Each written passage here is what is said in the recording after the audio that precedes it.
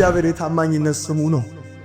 ተስፋ ሊቆርጥልና ለካ ተስፋ መቁረጥ እግዚአብሔር ታማኝ አይደለም ማለት ነው። እኔ ደግሞ ታምኖልኝ እንጂ ማቀው ሌላ ነገር አላውቅም። ማዕበል ስለሌለብኝ አይደለም ቀጥ ብዬ መሄደው፣ ወጀብ ስለሌለብኝ አይደለም ቀጥ ብዬ መሄደው።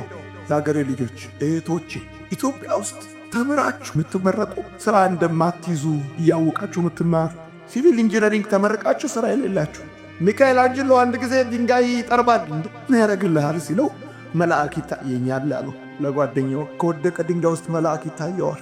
እቺ በኢኮኖሚ የወደቀች፣ በፖለቲካ የወደቀች፣ በማህበራዊ ጉዳይ የወደቀች ያለች ሀገር ላይ ከ2-3 ዓመት በኋላ በዚች ምድር ላይ ባለ ታሪክ ማን እንደሚሆን ማን ዮናታን እንደዚህ ሰብስቦ ነው ያስተምረህ። የእናንተ ግን ከዚህ እንደሚበልጥ 100% ቢያንስ እኔ ያረኩትን አትግሙም። እነሱ የተሻለ ትሰራላችሁ። ለምን ተስፋ ቆረጥክ? ረዳት ስለሌለ፣ ወገን ስለሌለ ለምን ተስፋ ቆረጥሽ? ሰው ፊቱን ስላዞረ ሰው ፊቱን ያዙራ። እግዚአብሔር አለ እኮ ፊቱን የማያዞር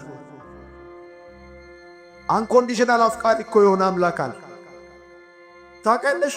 ይህንን ስብከት ላንቺ እንደማልሰብክሽ ለነፍሴ እንደምሰብካት ለራሴ በጠላት ተከትዬ ብኖር ሰው እንደሆንኩ ራሴን አውቃለሁ። ከመቼ መቼ ወደቀ ብለው እንደሚያጨበጭቡብኝ አውቃለሁ። ከመቼ መቼ አፈረ፣ ከመቼ መቼ ትበላሸበት ብሎ ቢጠብቅ ስንት ሰው አለ መሰለህ። ግን ለነፍሴ ነግራታል። ለነፍሴ ነግራታል።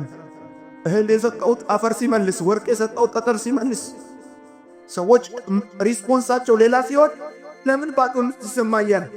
አንኮንዲሽናል የሆነ አፍቃሪ የእግዚአብሔር የታማኝነት ስሙ ነው ተስፋ። ገብቶሃል? ከውጭ ሀገር ከባህር ማዶ የሚኖር የምጠብቀው መቼ የለም። ሀገር ውስጥም ይረዳኛል ብዬ ኤክስፔክት የማደርገው ባለስልጣን የለም።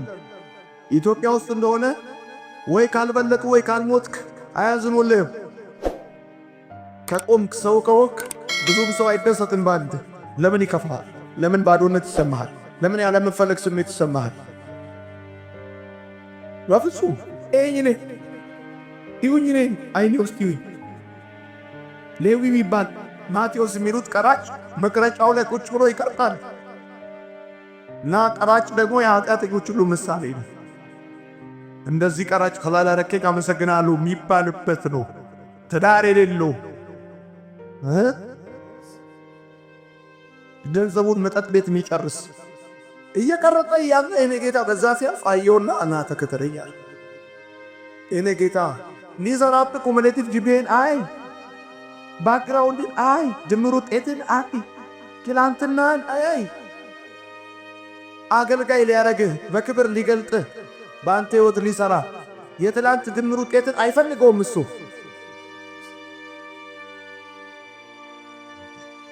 ስለምን ተስፋ ትቆርጣለህ? ይህም መዝሙር ነው መዘመር ያለብህ አንተ።